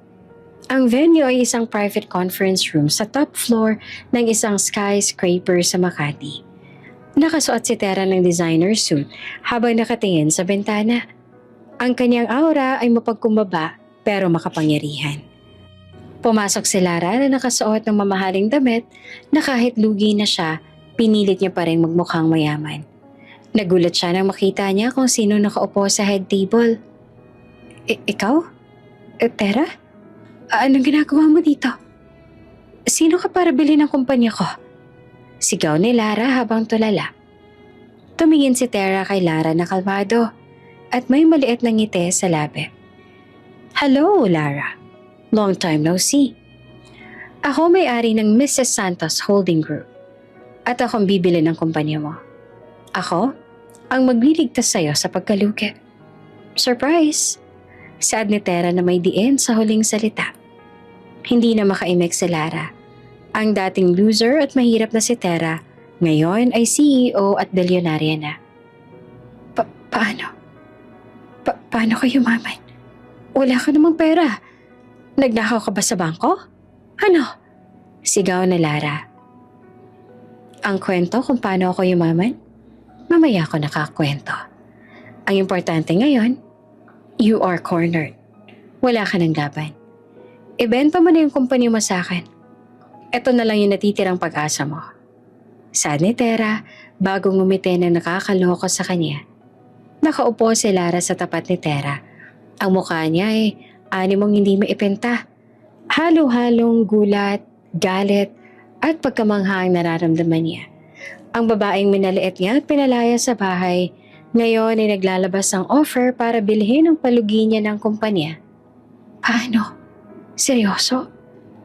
Hindi ako naniniwala na ikaw yung Mrs. Santos. Nagpapanggap ka lang, di ba? Kiko, nasan si Kiko? Kasama mo siya dito, di ba? Sinira niyo bang buhay ko? Sigaw ni Lara na halos tumayo na sa upuan. Umupo ka, Lara. Huwag kang mag-eskandalo. Seryoso ako. Ako? Si Mrs. Santos, ang CEO ng holding group na nagpabagsak sa'yo at kay Kiko. Sad ni Tera na kalmado. Biglang nanlambot si Lara at napaupo. Ikaw? Ikaw ang gumawa nito sa akin? Hindi ako ang gumawa nito sa'yo. Ikaw at si Kiko ang gumawa nito sa sarili ninyo. Simulan natin sa simula. Naalala mo ba nang pinalayas mo ako sa sarili kong bahay? Ang pagmamaliit mo sa damit at online business ko. Naalala mo ba yung 10,000 piso na binato mo sa mukha ko para lang may pambili ako ng lugaw? Tanong ni Tera na walang emosyon ng boses. Ano? Kasalanan mo yun. Hindi ka supportive kay Kiko. Hindi ka marunong mag-ayos kaya kanya pinagpalit sa akin. Depensa ni Lara. Let's say, karma niyo yan dahil sa ginawa niyo sa akin. Taas noon sa Ate Tera bago ngumiti kay Lara at ibinagsak sa mesa ang isang papel na ikinakunot ng noon ni Lara. Narito ang kontrata.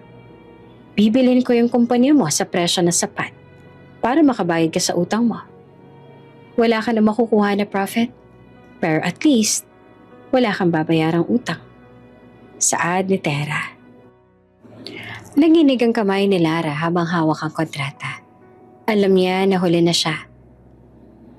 Kung ganyan nakayaman ka, bakit hindi mo na lang ako binigyan ng pera? Bakit mo pa kailangang pabagsakin yung kumpanya ko? Tanong ni Lara na nagsisimula ng umiyak. Para maramdaman mo yung sakit na naramdaman ko nung wala akong pera at pinalayas niyo ako. Pero yung mga plano ko, nagbago dahil sa nalaman ko. Dahil nag-imbestiga ako. Hindi lang tungkol sa pera kung bakit ko yung ginawa. Saad ni Tera at dahan-dahan niyang inalis ang shades niya. Lara, meron akong sasabihin sa'yo na mas importante pa sa ginto o pera. Tingnan mo ako na mabuti. Utos ni Tera. Tiningnan ni Lara si Tera at napansin niya ang pagkakahawig nila.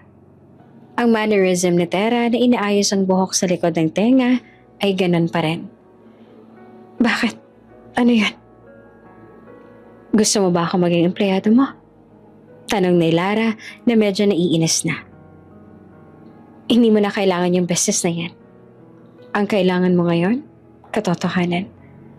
Ang tunay na pangalan mo ay si Liana Sanchez, hindi ba? Ampon ka ng Mendez family? Tanong ni Tera Bigla namang namutla si Lara.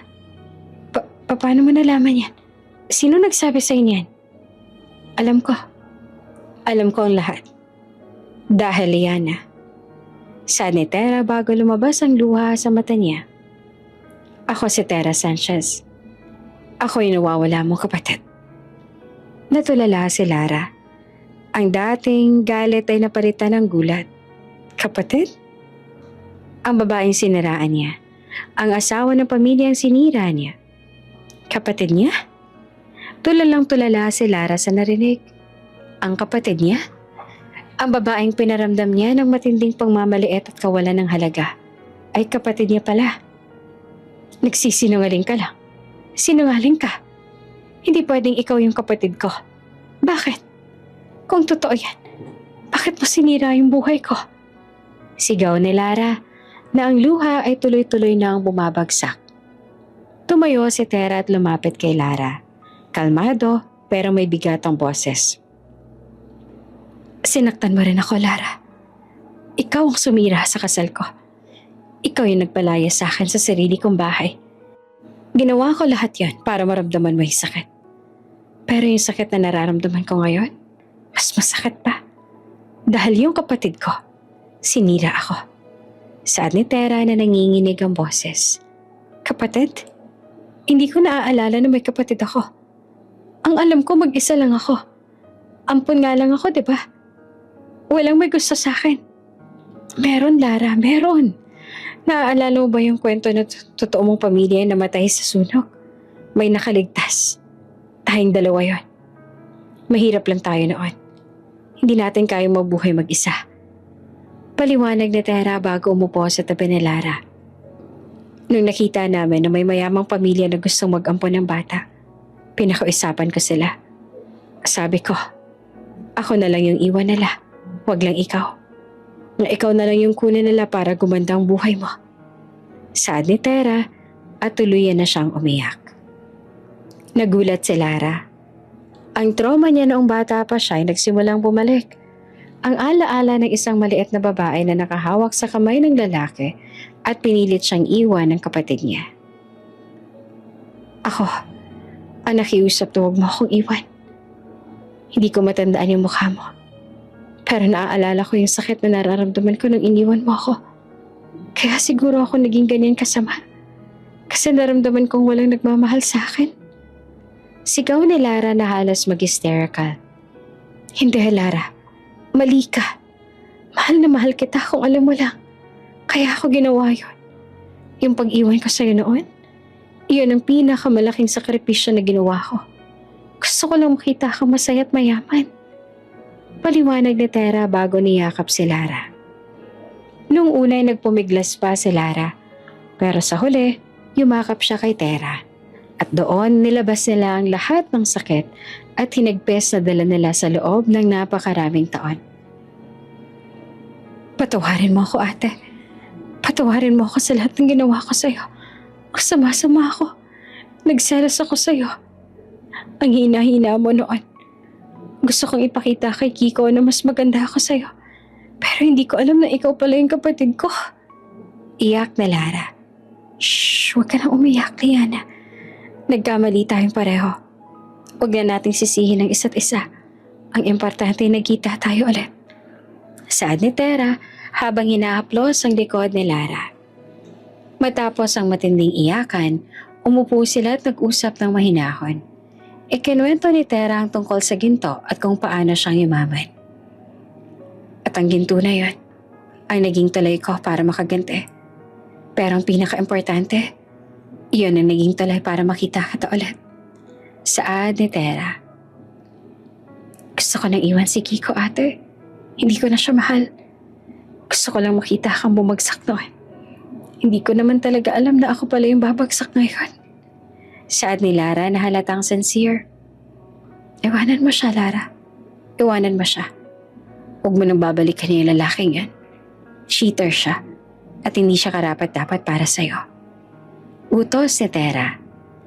Matapos ang kanilang emosyonal na reunion, parehong nakaramdam ng gaan sa loob sina Tera at Lara. Sa wakas, ang puwang na matagal nilang naramdaman ay napunan. Nakaupo sila sa private office ni Tera habang nagpaplano ng kanilang mga next step. Ate, sobrang salamat talaga. Hindi ko alam kung paano ako makakabayad sa ginawa mong sakripisyo nung bata pa tayo. At pati ngayon, niligtas mo pa rin ako sa pagkalugi. Saad ni Lara habang hawak ang kamay ni Tera. Wala yon, Liana. Kapatid kita. Iyon ang importante. Kailangan lang nating ayusin yung gulo na sinimulan natin. Si Kiko. Paliwanag ni Tera. Huwag kang mag-aalala, ate. Tapos na ako kay Kiko. Nakita ko na kung gaano siya ka-cheap at kawalang kwenta. Hindi ko naman siya mahal. Saad ni Lara. Alam ko. Pero kailangan natin gawin ito ng tama. Kailangan ma-realize niya na sabay natin siyang iniwan at sinira para malaman niya na mas malakas tayo kapag magkasama. Paliwanag ni Tera. Sinabi ni Tera ang plano niya. Gagamitin nilang sale ng kumpanya ni Lara kay Tera bilang pain. Liana, pumirma ka na sa kontrata ngayon. Pero wag mo munang ibigay sa kanya yung buong halaga. Ibigay mo lang yung pambayad sa utang. Huwag mo siyang bigyan ng kahit anong share sa sale. Utos ni Tera. Bakit ate? Dahil gusto mo siyang pahirapan pa? Hindi na yan para saktan pa siya. Para lang ma-realize niya na wala siyang karapatan sa yaman mo at sa yaman ko. Ang gusto ko, i-confront natin siya na magkasama tayo. Doon natin sasabihin na mag-isa siya at tayong magkasama. Paliwanag ni Tera. Nagplano sila ng meeting kasama si Kiko. Kunwari ay papakilala ni Lara si Kiko kay Mrs. Santos na siya ring si Tera. Sinabihan ni Lara si Kiko na magkita sila sa isang mabahaling restaurant para sa final discussion tungkol sa sale ng company. Salamat, love. Alam kong hindi mo ako pababayaan. Sana may makuha akong share sa sale para makapag-umpisa ulit ako. Saad ni Kiko sa text. Nang makita ni Lara ang text ni Kiko, umiling siya. Sobra siyang walang hiya. Wala siyang pakialam sa akin. Ang pera ko lang ang gusto niya. Reklamo ni Lara. Hayaan mo na, Liana. Malapit na tayo matapos. Ang importante, magkasama tayo sa huli. Saad ni Tera sabay yakap sa kapatid. Nagpakwento si Tera kay Lara tungkol sa buhay niya bilang ampon. Umiiyak si Lara habang nagsasabi na kahit mayaman sila, hindi niya naramdaman ang tunay na pagmamahal. Puro material na bagay lang daw ang ibinibigay sa kanya. Alam mo ate, naiinggit ako sa'yo noon. Kahit mahirap ka, mukhang mahal na mahal ka ni Kiko noon. Iyon ang gusto kong agawin sa'yo. Pag-amin ni Lara. Ang tunay na pagmamahal hindi inaagaw, Liana. Nandito ako. Magkasama na tayo. Ito yung tunay na pagmamahal na kailangan natin. Saad ni Tera. Dahil sa sale ng company ni Lara, mas lalo nakabili si Tera ng mas maraming gold bar sa private market upang maalis ang ebidensya. At ang yaman niya ay halos trumiple na. Dumating ang gabi ng confrontation. Nagkita si Tera at Lara sa restaurant na pinili ni Tera. Isang high-end na lugar na walang-wala sa budget ni Kiko. Nakaupo si Tera sa private booth. Maliwalas ang kanyang designer dress. Si Lara ay nasa tabi niya. Mas kalmado na. Pero may halong kaba sa pag-aharap nila ni Kiko. Dumating si Kiko. Nakasuot ng lumang suit na halatang matagal nang hindi nilalaban. Pagkakita niya kay Lara, sumigla siya agad. Love, andito ka na. Ang ganda mo. Pasensya na traffic ako. Salamat nga pala sa pag-aayos ng meeting na to. I'm sure na may malaki akong share sa sale. Saad ni Kiko at akmang hahalikan si Lara pero umilig ito. Huwag mo ko halikan, Kiko. Wala namang tayo, diba? Mariing saad na Lara. Ha? Ano bang sinasabi mo? Biro lang ba to? Nasaan si Mrs. Santos? Gusto ko siyang makausap tungkol sa share ko. Tanong ni Kiko na nagtataka. Tumingin si Tera kay Kiko at napangiti ng sarkastiko. Ang business na pinag-uusapan niyo? Tapos na. At wala kang share. Saad ni Tera na nakatingin kay Kiko bago niya hinubad ang shade sa suot niya. Bigla namang nanlaki ang mga mata ni Kiko. Tera? Ikaw? Bakit ka nandito? Nasaan si Mrs. Santos? Yung Mrs. Santos na hinahanap mo? Andito na sa harap mo. Ako may-ari ng kumpanya na bumili sa lugi mo ang negosyo. Saad ni Tera na may lamig ang boses. Nagulat naman si Kiko at napatingin kay Lara. Lara, ano to? Sinasabotahe mo ba ako? Naglalaro ba kayo? Walang laro-laro dito, Kiko. Tapos na tayo. Wala ka na maibibigay sa akin kundi problema. At oo, sinisira ko ang buhay mo. Kasi, sinira mo yung buhay ng kapatid ko. Saad ni Lara. Nagtaka si Kiko bago muling napatingin sa dalawa. Kapatid? Anong kapatid ang sinasabi mo? Lasing ka ba, Lara? Hindi siya lasing, Kiko. Totoo ang sinasabi niya. Ako ang kapatid niya. Saad ni Tera at natulala si Kiko. Ang dalawang babae na sumira sa buhay niya, magkapatid pala. Hindi ako naniniwala. Pinaglalaroan niyo lang ako. Saan ka kumuha ng pera, ha? Saan ka kumuha ng pera? Sigaw ni Kiko na animong nanggagalaitin na sa galit at animong wala na rin sa sarili. May share ako dyan dahil asawa kita. May share ako dyan dahil asawa kita, Tera. Asawa pa rin kita. Patuloy sa pagsigaw ni Kiko. Bago sinubukan niyang hawakan ng kamay ni Tera. Hinawi naman ni Tera ang kamay ni Kiko dahilan upang matigilan siya. Mali ka, Kiko. Itong success na to, nakuha ko nung wala ka na sa buhay ko. Itong success na to, binigay ng kapalaran sa akin para sirain yung mga cheaters na katulad mo. At wala kang share dyan. Mariing sa ate Tera. At ako, wala akong ibibigay sa'yo na kahit anong pera. Iiwan na kita. Hindi kita iiwanan ng kahit na ano. Sana maghirap ka sa buhay mo dahil yan ang nararapat sa'yo. Dagdag pa ni Lara. Biglang tumayo si Kiko at animong galit na galit. Hindi pwedeng ganito. Kung hindi niyo ako bibigyan, ipagkakalat ko sa lahat na magnanakaw si Tera. Hahanapin ko kung sinong ninakawan mo o kung sino bang ginamit mo para mapunta ka dyan. Hahanapin ko kung sinong tumulong sa'yo. Hahanapin ko kayo. Gusto mo bang malaman kung sinong tumulong sa akin? Sino? Sabihin mo. Si Mr. Alfonso Guevara. Yung bilyonaryo na nawala ng ginto. At gusto kong malaman mo, Kiko, na nag-settle na kami ni Mr. Guevara. Saad ni Tera. Settle? Ano nag-settle? Hindi ko na sinoli yung ginto niya. Pero ako, ang naging investor niya. Yung yaman ko, doble na sa yaman na napulot ko. At ngayon, ako nang nagmamay-ari ng shares niya sa ibang kumpanya. Paliwanag ni Tera. Doon na nagsimulang gumuho ang mundo ni Kiko. Wala na siyang laban. Yung divorce papers nasa lawyer ko na. Pirmahan mo na lang. Pagkatapos umalis ka na. Wala kang makukuha sa akin. At wala kang karapatan. Saad ni Tera. Tumayo si Kiko na walang imik. Tumingin siya kina Tera at Lara na puno ng galit at pagsisisi. Pagsisisihan niyo to. Makikita ninyo. Sigaw ni Kiko at naglakad na palabas ang restaurant. Naiwan sina Tera at Lara na nakangiti sa isa't isa. Tapos na ang laban nila kay Kiko.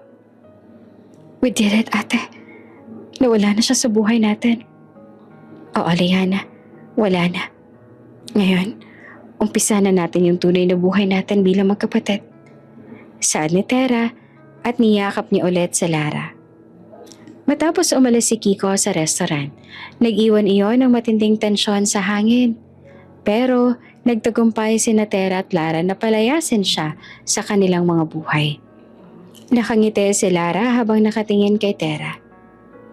Hindi ko akalain na ganun kadali ang lahat. Ang tagal kong sinubukan na maging masaya sa piling niya pero ngayon, sa isang iglap, nawala na yung stress ko. Saad ni Lara. Kasi Liana, hindi siya para sa atin. Nawala tayo sa sarili natin dahil sa maling tao. Ito na yung oras para bumawi tayo sa isa't isa. Sagot ni Tera at niyakap niya ulit ang kapatid. Pag-uwi nila sa condo unit ni Tera, nag-usap sila ng mas malalim tungkol sa kanilang nakaraan. Ikinuwento ni Lara ang hirap na dinanas niya sa pamilya Mendez, na kahit mayaman sila, hindi siya naging masaya sa kamay ng mga to. Alam mo ate, laging may butas sa puso ko. Parang may nawawala. Kaya siguro ako naging obsessed sa pera at sa pagiging perpekto. Gusto kong patunayan sa mundo na kahit ampon ako, na may halaga ako. Pag-amin ni Lara habang umiinom ng kape. Wala yon, Diana. Nandito ako para punan yung butas na yon.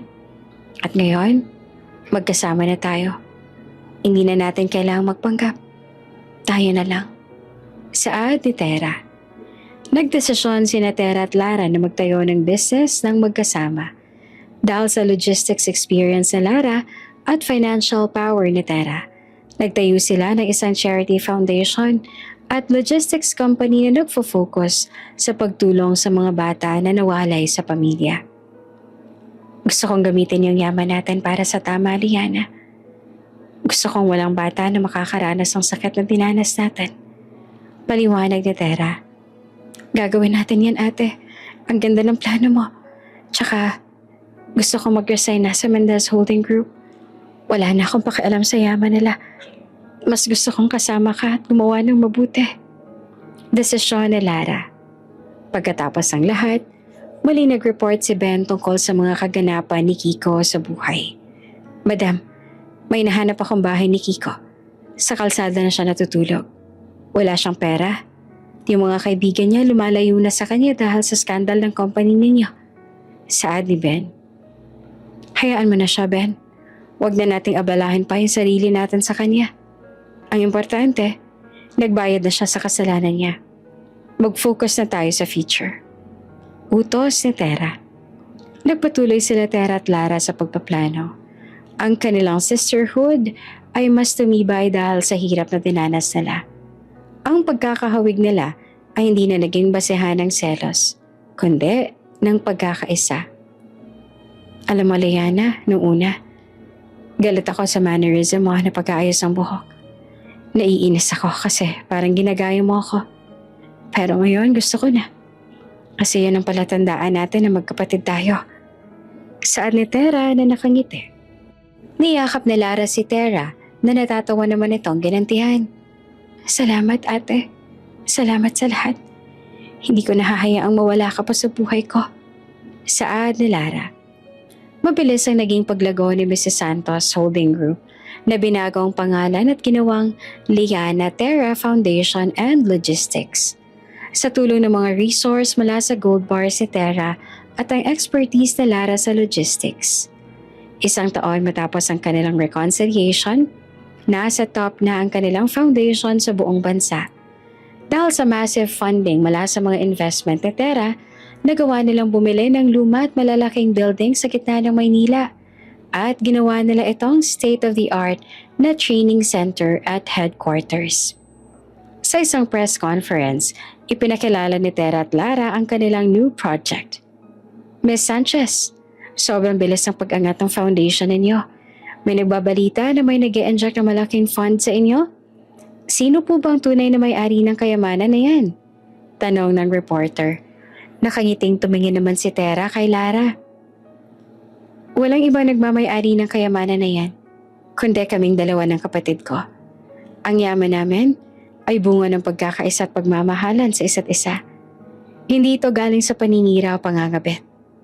Mariing sagot ni Tera na halatang may patama kay Kiko at sa mga chismis noon. Miss Mendez, Miss Sanchez po pala. Nabalitaan po kasi na kayo po yung dating business partner ni Mr. Kiko. Ano po yung connection niya sa inyong foundation? Tanong ng reporter. Sumagot si Lara. Kalmado na at matatag ang boses. Si Mr. Kiko, siya yung naging tulay para magkaisa kaming magkapatid. Ang pagtataksil niya, yung naging dahilan para mahanap namin ang isa't isa. So sa isang aspeto, nagpapasalamat kami sa kanya. Pero wala na siyang koneksyon sa foundation namin. Ang foundation namin ay para sa mga taong may tunay na puso at pagmamahal. Paliwanag ni Lara. Ang press conference ay naging matagumpay na pagpapakilala sa kanilang tunay na yaman, ang kanilang pagkakaisa. Samantala, nag-search naman si Kiko sa internet tungkol sa success ni Tera at Lara. Nakita niya yung video ng press conference. Nagulat siya sa confidence at elegance ni Tera. At mas nagulat siya nang makita na magkasama si Tera at Lara. Si Kiko naging kawawa. Wala siyang pera. Wala siyang trabaho. Ang huling balita kay Kiko, namamalimos siya sa labas ng isang paupahan sa tondo. Pagsisisi at galit ang naging kasama niya sa buhay. Sana, hindi ko na lang kayo niloko. Sana nagtiyaga na lang ako kay Tera. Kahit mahirap lang siya, mahal niya ako. Iyak ni Kiko habang pinapalo ang sarili sa noo. Sa kabilang banda, abala naman si Tera at Lara sa pagpaplano ng kanilang vacation. Iba na ang lifestyle nila ngayon, puno na ng adventure at pagmamahalan. Ate, may nakita akong lugar sa Iceland. Gusto ko doon. At ate, may nahanap akong lumang picture natin nung bata pa tayo. Ang saya-saya natin noon. Saad ni Lara. Tiningnan ni Tera ang picture. 2 maliit na babae, magkayakap, nakangiti, kahit may punit-punit na damit. O Aliana, ang saya-saya natin. Pero mas masaya tayo ngayon kasi wala na makakapaghiwalay ulit sa atin. Saad ni Tera at niyakap niya ang kapatid. Habang patuloy na lumalago ang Liana Tera Foundation and Logistics, ang buhay naman ni Kiko ay patuloy na bumabagsak. Wala siyang pera, walang trabaho at walang matuluyan. Ang dati niyang confidant at kaibigan ay nagtago na dahil ayaw nalang madamay sa skandal at financial mess na meron siya. Makalipas ang ilang buwan, si Kiko ay tuluyang naging pulubi na walang matitirahan. Namumuhay siya sa ilalim ng tulay, umaasa sa awa ng mga tao. Ang dating confident at suave na si Kiko ay naging malungkot at gutom. Isang araw, habang naglalakad si Kiko sa gilid ng kalsada at naghahanap ng makakain, nakita niya ang napakagandang building na may malaking logo na Liana Tera Foundation.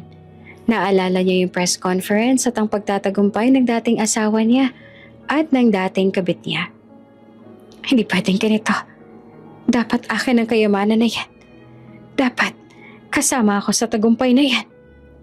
Bulong ni Kiko sa sarili, napuno ng galit at selos. Naglakad si Kiko papasok sa lobby ng building. Marumi ang suot at wala sa ayos. Nagulat ang mga security guard sa kanyang itsura. Hoy! Bawal ang mamalimos dito. Umalis ka! Sigaw ng guard. Hindi ako namamalimos. Dating asawa ko ng CEO ninyo. Gusto kong kausapin si Tera. May karapatan ako dito. Sigaw ni Kiko. Dahil sa iskandalo, agaran niyo na ipinaalam sa opisina ni Tera. Naunang lumabas si Lara. Kiko, anong ginagawa mo dito? Nakakahiya ka? Sigaw ni Lara na halatang naiinis. Lara, parang awa mo na. Tulungan mo naman ako. Alam kong mayaman ka. Bigyan mo naman ako ng pera. Dahil sa inyo naghihirap ako. Pagmamakaawa ni Kiko na lumuluhod sa harap ni Lara. Dahil sa sarili mong kasalanan, kaya ka naghihirap. Umalis ka na dito. Huwag mo nang gagambalain yung trabaho namin. Utos ni Lara. Bigla namang lumabas si Tera na walang emosyon ng mukha. Diretso siyang tumingin kay Kiko. Anong ginagawa mo rito ha, Kiko? Huli na ang lahat. Wala ka ng karapatan dito. Sad pa ni Tera. Tera, parang awa mo na. Naaawa na ako sa sarili ko. Maawa ka naman sa akin. Bigyan mo naman ako ng pera. Dahil sa ginawa mo, naghihirap ako ngayon. Sana hindi na lang kita iniwan. Hindi na lang sana ako naghanap ng iba. Iyak ni Kiko na sobrang sincere sa paghihirap. Sana. Oo. Sana. Sana hindi ka na lang nagsinungaling sa akin. Pero huli na ang lahat. Let's just say, karma mo na to. Paliwanag ni Tera. May kinuha si Tera sa bulsa niya. Isa iyong sobre. Heto, Kiko. Huwag ka mag-alala. Hindi ito lugaw. Pambili mo lang to ng ticket papunta sa probinsya. Mag-umpisa ka na lang sa simula. Huwag ka nang magpakita ulit sa amin. Saad ni Tera, sabay bato ng sobre sa mukha ni Kiko. Ang laman ng sobre ay 10,000 piso. Ang exact amount ang pinabigay ni Kiko kay Lara noon. 10,000? Anong gagawin ko rito? Sigaw ni Kiko. Yung 10,000 na yan, Kiko, iyan ang katumbas ng respeto mo sa akin. Kulang pa yan sa sakit na dinanas ko. Kaya umalis ka na dito. Utos pa ni Tera.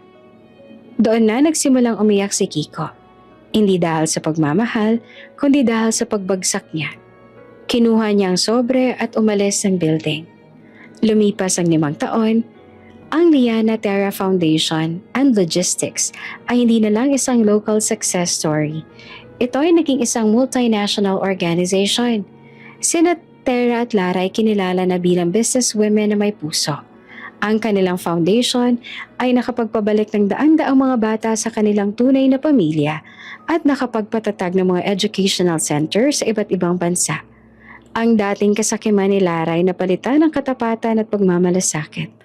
Ang dating pagiging self-pitying ni Tera ay napalitan ng lakas at matibay na paninindigan.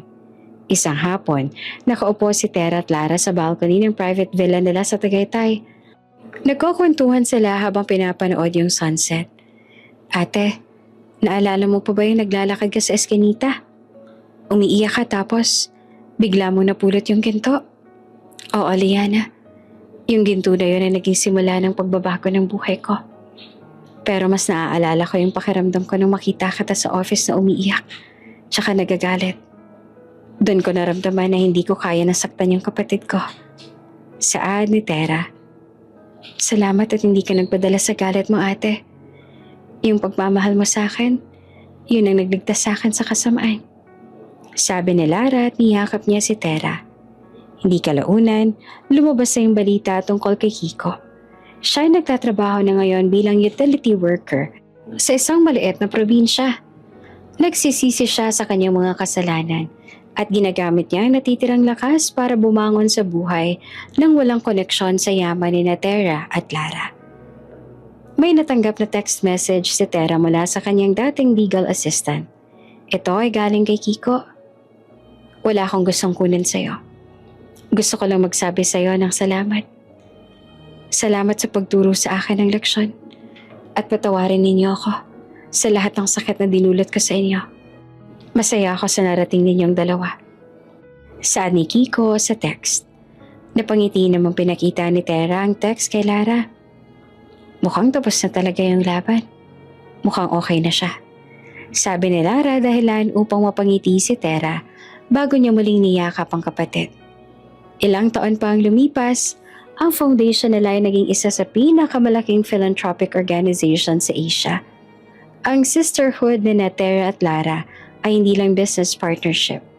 Ito ay tunay at wagas na pagmamahalan. Ang kanilang kwento ay naging inspirasyon. Isang patunay na ang pag-ibig ng kapatid ay kayang manalo laban sa kasakiman at pagtataksil. Isang gabi, naghahanda si Tera at Lara para sa charity gala ng foundation. Pareho sila nakasuot ng magagandang gown. Nagbihis ng iisang silid, gaya ng ginagawa nila nung bata pa sila. Ate, naaalala mo ba yung nagplano tayo ng revenge kay Kiko? Kung hindi dahil sa ginto at sa galit mo, siguro magkaaway pa rin tayo. Saad ni Lara habang inaayos ang hikaw niya. Yung ginto, Liana, simbolo lang yan ng kapangyarihan. Yung tunay na ginto sa buhay ko, ikaw. Yung pagmamahal natin sa isa't isa, yon ang nagbibigay sa akin ng tunay na yaman. Sagot ni Tera habang nakangiti. Lumabas sila ng silid na magkahawak kamay. Nang dumating sila sa gala, pinalakpakan sila ng lahat. Sila ang bida ng gabing iyon. Sa gitna ng selebrasyon, tumayo si Tera para magbigay ng talumpate. Ang foundation na to ay simbolo ng pagbabago. Ang buhay ko ay hindi naging madali. Pinagtaksilan ako, minamaliit, at pinalaya sa sarili kong bahay. Pero sa gitna ng kawalan, Nakita ko yung isang bagay na nagpabago ng lahat. Iyon ang nagbigay sa akin ng pag-asa para bumangon. Pero yung pinakamalaking regalo na binigay ng kapalaran sa akin, ay yung nakita ko na yung nawawala akong kapatid, si Liana. Tiningnan ni Tera si Lara na punong-puno ng pagmamahal. Ang kwento namin ni Liana ang patunay na ang pagmamahal ng magkapatid ay mas makapangyarihan pa kesa sa galit at pagtataksil. Kahit nasira na yung pamilya namin noon, binuo namin itong ulit. Ang tunay na yaman, hindi ito nakikita sa salapi, kundi sa mga taong mahal natin. Pagtatapos ni Tera, nagpalakpakan ng lahat pagkatapos ng speech niya. Sa kabilang bahagi naman sa isang tahimik na probinsya, nakatingin si Kiko habang pinapanood ang gala. Napabuntong hininga siya. Wala na siyang galit. Pagsisisi na lang ang tanging naiwan sa puso niya. Tama ka, Tera. Yung pagmamahal ng pamilya, iyon ang pinakamahalaga. Bulong ni Kiko sa sarili. Ang sabi nila, kahit anong hirap o sakit ang mararamdaman mo, may pag-asa ka pa rin para bumangon. Kahit na hindi naging maganda yung buhay ni Tera sa kamay ni Kiko, naging maganda naman ang takbo ng lahat nang muli niyang makita si Liana. At iyon, ang pinaka-importante sa lahat, bukod sa sako ng ginto na kanyang nakita. Bago ka pa lang sa channel neto, ibang kwento ni Ate Jane, istorya mo, ikwento ko. Huwag kalimutang pindutin ang notification bell at subscribe button.